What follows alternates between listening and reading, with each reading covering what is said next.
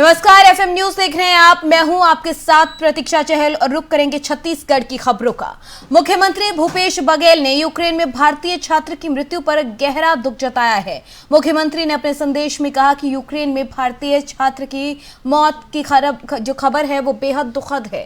भूपेश बघेल ने कहा कि इस पीड़ा में पूरा देश छात्र के परिवारजनों के साथ है। ईश्वर उनके माँ बाप और उनके चाहने वालों को इस कठिन समय में सहने की शक्ति दे। मुख्यमंत्री ने यह भी कहा कि भारत सरकार ने पूरा देश इस समय यूक्रेन से भारतीयों को वापस लाने के प्रयासों की तेजी से लाने की अपील कर रहा है।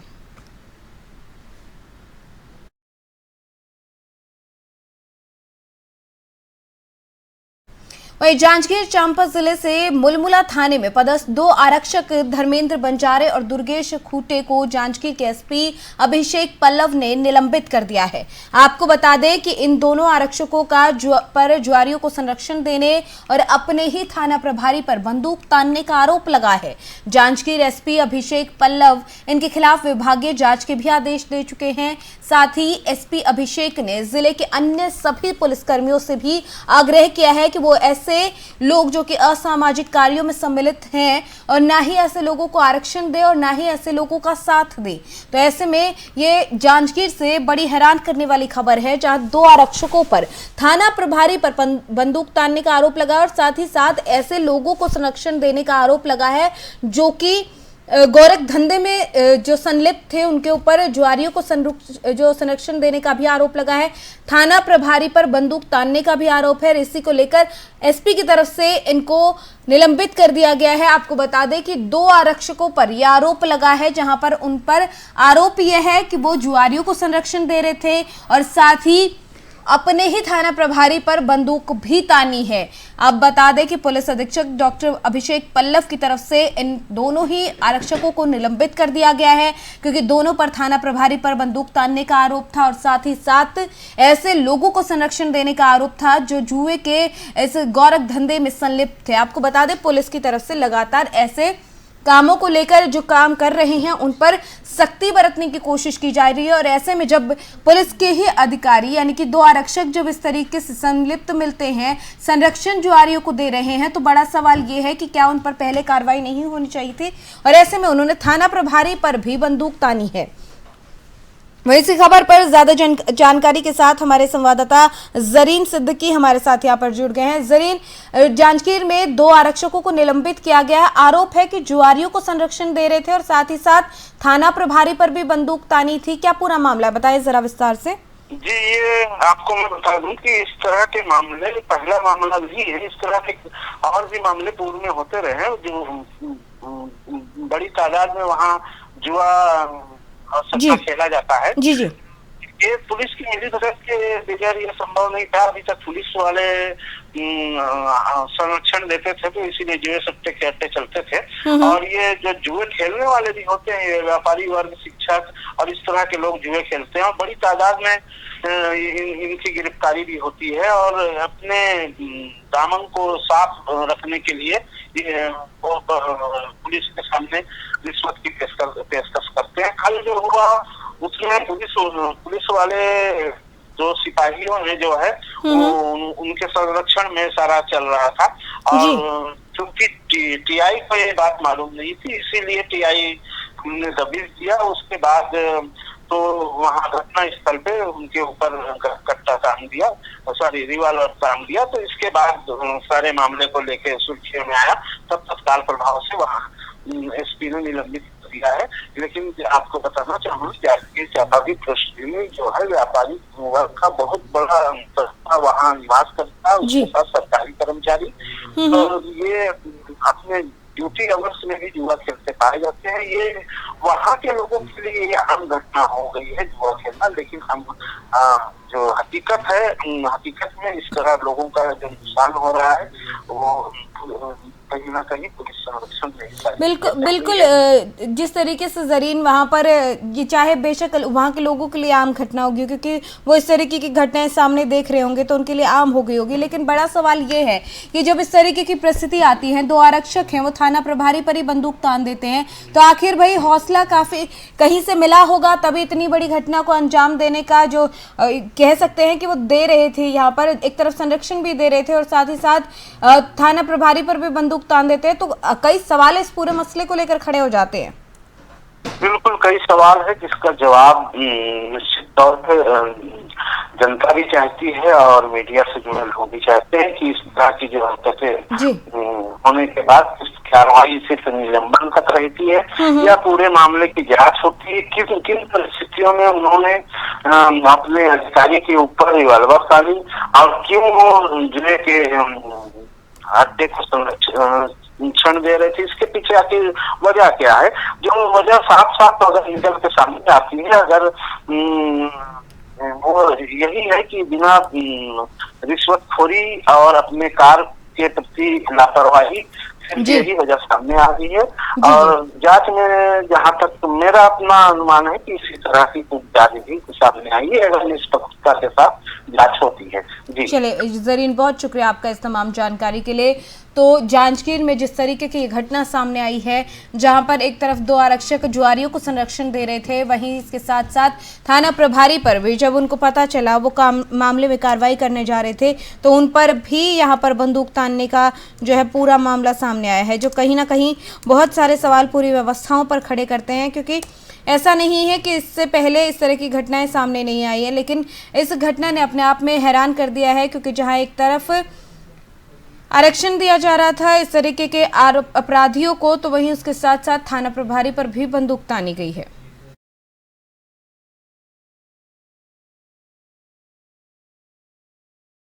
जांजगीर चांपा के एक छोटे से गांव धूरकोट की रहने वाली आरती कटकवार, जो कि जांजगीर के TCL कॉलेज की छात्रा है और छत्तीसगढ़ लोक सेवा आयोग की तरफ से आयोजित सहायक जिला लोक अभियोजन अधिकारी के पद पर चयनित होकर 27वें स्थान हासिल कर चुकी हैं।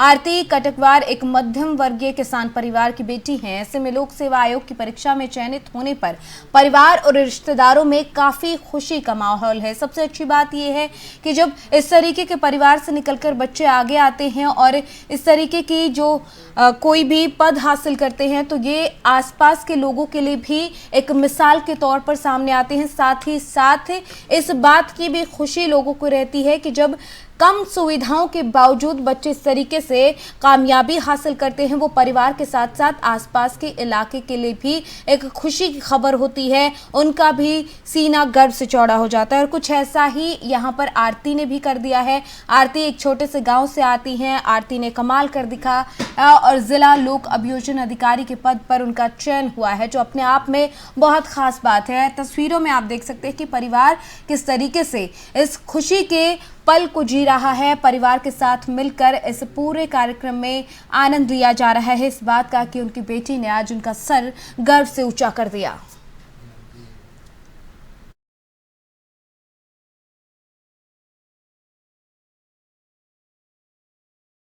मैं केशव कटकवार एक कृषक हूँ और मैं अपने बेटी को आरती कटकवार को अपने खेती किसानी के भरोसे से उसका पढ़ाई लिखाई किया और करवाया। मैं केशव कटकवार एक कृषक हूँ और मैं अपने बेटी को आरती कटकवार को अपने खेती किसानी के भरोसे से उसका पढ़ाई लिखाई किया और करवाया। लॉ में ही करियर बनाने का किया, तो फिर मैं ठाकुर छेदीलाल स्नातकोत्तर महाविद्यालय जांजगीर है, वहाँ से अपनी लॉ की डिग्री कंप्लीट की। उसके बाद मैंने जुडिशरी के लिए अपनी तैयारी शुरू कर दी। फिर मैं ठीक उसी समय ही सिविल जज, छत्तीसगढ़ सिविल जज की भी वैकेंसी आ गई थी और मैं अपने प्रथम प्रयास में ही सिविल जज की इंटरव्यू भी दी, किंतु कुछ मार्क्स कम रह गए जिसके कारण उसमें सिलेक्शन नहीं हो पाया था। फिर उसके कुछ ही टाइम बाद एडीपीओ की वैकेंसी आ गई और उसके इसका श्रेय सबसे पहले तो मेरी पूरी फैमिली जो हमेशा से ही बहुत सपोर्टिव रही और जिन लोगों ने हमेशा मेरे पढ़ाई को लेकर मुझे हमेशा इंस्पायर करते रहे, मोटिवेट करते रहे।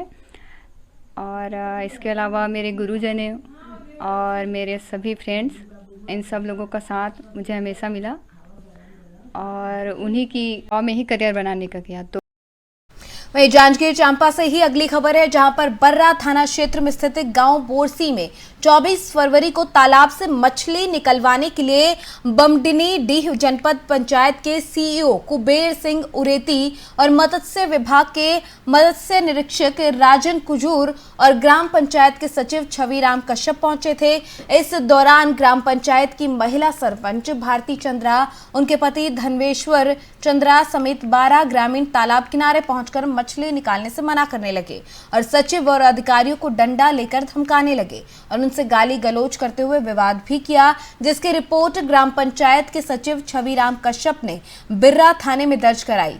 वहीं बिर्रा पुलिस ने 12 में से 2 आरोपियों को, जिनमें से एक का नाम अमरनाथ चंद्रा और दूसरे का नाम दिलचंद चंद्रा है, उन्हें गिरफ्तार कर लिया है और कोर्ट में पेश कर उन्हें जेल भेज दिया गया है। आपको बता दें, सीईओ को धमकाया था यहाँ पर इन्होंने, जहां पर वो मत्स्य पालन के अधिकारियों की तरफ से, विभाग के अधिकारियों की तरफ से वहां पर पहुंचे थे और मछलियों को निकालने का काम करने की कोशिश वहां पर की जा रही थी। लेकिन उससे पहले जो गांव के लोग हैं वह वहां पर पहुंच गए और लाठी डंडों से उन्हें धमकाना शुरू कर दिया, जिसकी शिकायत है बिर्रा थाना में दी गई थी।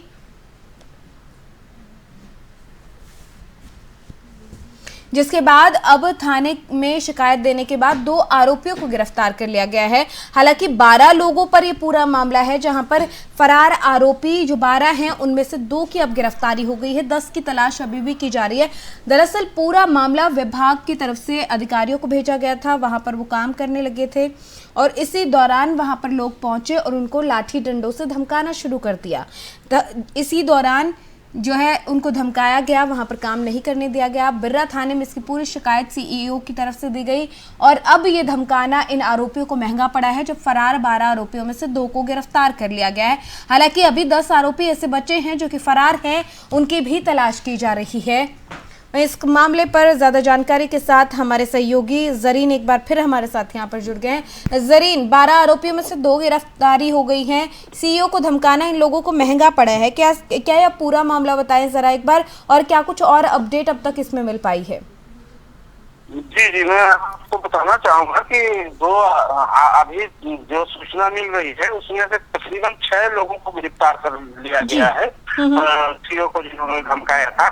तो और ये घटनाएं जो है इस तरह की, जब सरकार चेंज होती है तो एक तरह के दूसरे लोग भी इस तरह की हरकतों को अंजाम देते हैं। तो अब जो पूरा मामला है, कुछ टेंडर को लेके बात हुई थी और इसके बाद जब उन्होंने सीईओ ने उनकी बात नहीं मानी तो उन्होंने धमकाया। तो अभी फिलहाल में ये कहा जा सकता है कार्रवाई हुई है, अधूरी कार्रवाई है। 6 गिरफ्तार हुए हैं, 12 लोग में से 6 गिरफ्तार कर लिए गए हैं। और तो यहाँ से जो निर्देश दिया है, सूत्रों से जो पता चला है कि सारे आरोपियों को अति शीघ्र ही गिरफ्तार करने के लिए मंत्री ने कहा है, जो उनके विभागीय मंत्री है, उन्होंने अति शीघ्र गिरफ्तार करने को कहा है और दोबारा इस तरह की घटनाएं ना हो, सरकारी अधिकारियों के काम में बाधा ना पहुंचाया जाए और सरकारी अधिकारियों को किसी तरह से धमकी मिलने पे उस वहां के पुलिस अधीक्षक ही पूरी तरह से जिम्मेदार होंगे। आज यहाँ से एक पत्र जारी किया गया है। जी चलिए, बहुत शुक्रिया जरीन इस तमाम जानकारी के लिए। तो सीईओ को धमकाना यहाँ पर इन लोगों को महंगा पड़ा, जहाँ अब अपडेट ये मिल पा रही है कि 12 में से 6 आरोपियों को गिरफ्तार कर लिया गया है। हालांकि पहले 2 आरोपियों की गिरफ्तारी की खबर सामने आई थी, लेकिन अब अपडेट आपको बता दें कि मामले में 6 आरोपियों को गिरफ्तार अब तक किया जा चुका है और अभी 6 आरोपियों की तलाश की जा रही है। कुल 12 आरोपी इस पूरे मसले में बताए जा रहे हैं। थाना बिर्रा के अंतर्गत सचिव छविराम कश्यप द्वारा थाने में रिपोर्ट लिखाई गई कि जनपद सीईओ और मत्स्य निरीक्षक के उपस्थिति में बोरसी के तालाब में मत्स्य आखेट करवाया जा रहा था, जिस पर पूर्व में भी प्रकरण चल रहा था। जय मां परमेश्वरी मछुआ स्व सहायता समूह द्वारा इसमें मामले से संबंधित थी।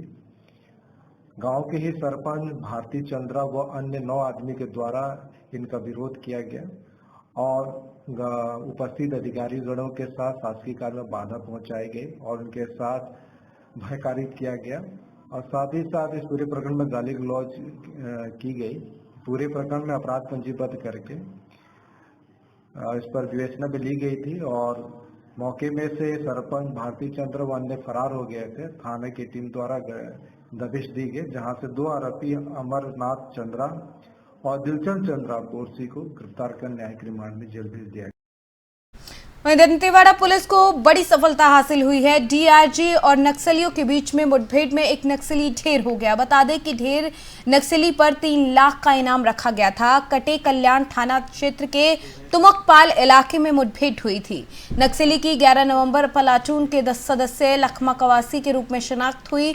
मौके से एक देसी कट्टा, 5 किलो का आईडी और नक्सल सामग्री को भी जब्त किया गया है।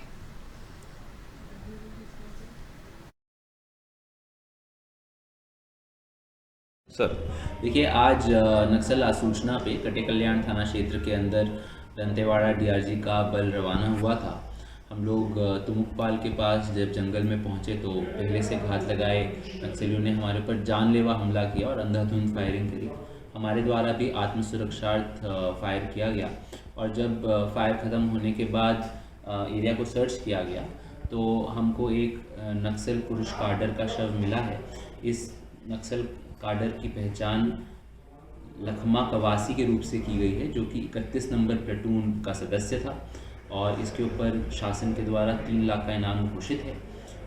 इसी सर्चिंग में साथ में एक 5 किलोग्राम का आईडी, एक देसी कट्टा एवं अन्य नक्सली सामान भी मिला है। जैसे कि मैंने आपको बताया कि दंतेवाड़ा डीआरजी का समस्त बल इसमें मतलब हम लोग गए थे और इसमें कौन थे कौन नहीं थे थोड़ा ऑपरेशनल डिटेल होता है वो करना था।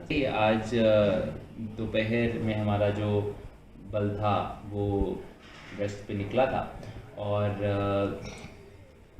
एग्जैक्ट जैसे कि आपको पता है अभी पार्टी आई है तो उसके हिसाब से फिर पता चला। पुनः अपने उन भाइयों से जिन्होंने हिंसा का मार्ग उठा लिया है और संविधान के विरुद्ध काम कर रहे हैं, उनसे मेरा अपील है कि वो मुख्य धारा में जुड़े, शस्त्र त्यागें और शांति की राह पे आगे बढ़कर जिले के विकास में अपनी भागीदारी दें। सर, देश भर में घूम घूम कर चोरी की वारदातों को अंजाम देने वाले 2 आरोपियों को पुलिस ने गिरफ्तार करने में कामयाबी हासिल की है। बता दें कि दोनों आरोपियों के नाम मेलुत और नेलूर हैं और दोनों आंध्र प्रदेश के निवासी बताए जा रहे हैं। दोनों आरोपी बैंक के आसपास घूमकर शिकार की तलाश करते थे। दोनों चोर बड़े ही प्रोफेशनल और शातिर तरीके से पलक झपकते ही घटना को अंजाम दे देते थे।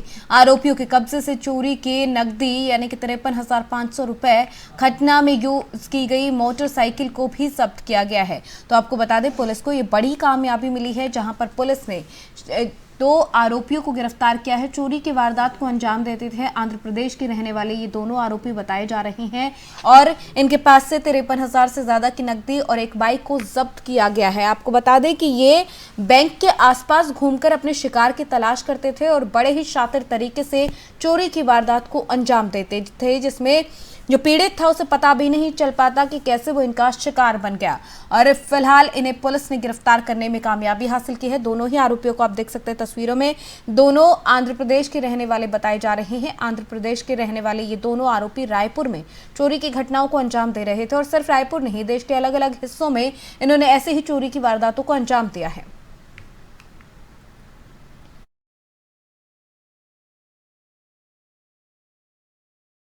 वहीं जगदलपुर चित्रकूट में तेजी से बढ़ते जा रहे पर्यटकों की संख्या को देखते हुए चित्रकूट विधायक राजमन बेजाम ने विश्राम गृह और पर्यटन विभाग के मोटेल तक पहुंचाने के लिए बनाई गई नई प्रवर्तित सड़क का लोकार्पण किया। आपको बता दें, विश्राम गृह और पर्यटन विभाग के मोचल तक सीधे वाहनों से आगमन करने के लिए वाहनों के कारण होने वाली जो असुविधा थी, अब उसे चित्रकूट जलप्रपात का सौंदर्य निहारने वाले पर्यटकों को इससे निजात मिलेगी। लोग वहां पर आसानी से पहुंच पाएंगे। इस नई सड़क है उसके लोकार्पण के बाद अब लोगों को वहां पर राहत मिलेगी। जिस तरीके की परेशानी उन्हें पहले सामने आती थी, अब वो नहीं आएगी और पर्यटक वहां पर पर्यटन का आनंद ले पाएंगे।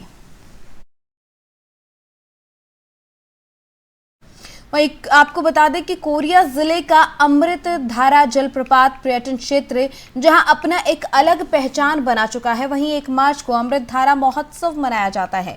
इसी क्रम में छत्तीसगढ़ विधानसभा के अध्यक्ष डॉक्टर चरणदास महंत और कोरबा लोकसभा सांसद ज्योत्सना महंत के साथ विधायक और सरगुजा विकास प्राधिकरण के उपाध्यक्ष गुलाब कमरो उपस्थित रहे। साथ ही जिले के अन्य प्रशासनिक अधिकारियों के साथ जनप्रतिनिधि उपस्थित रहे।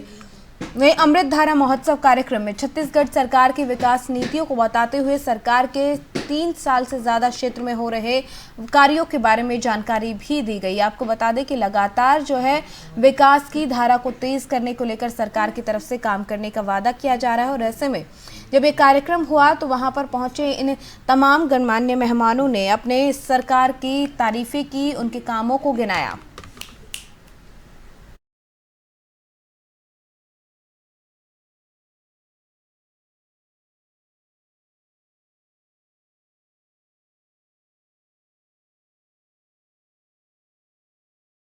चलिए, छत्तीसगढ़ की खबरों में फिलहाल मेरे साथ इतना ही। आप देखते रहिए FM न्यूज़। नमस्कार।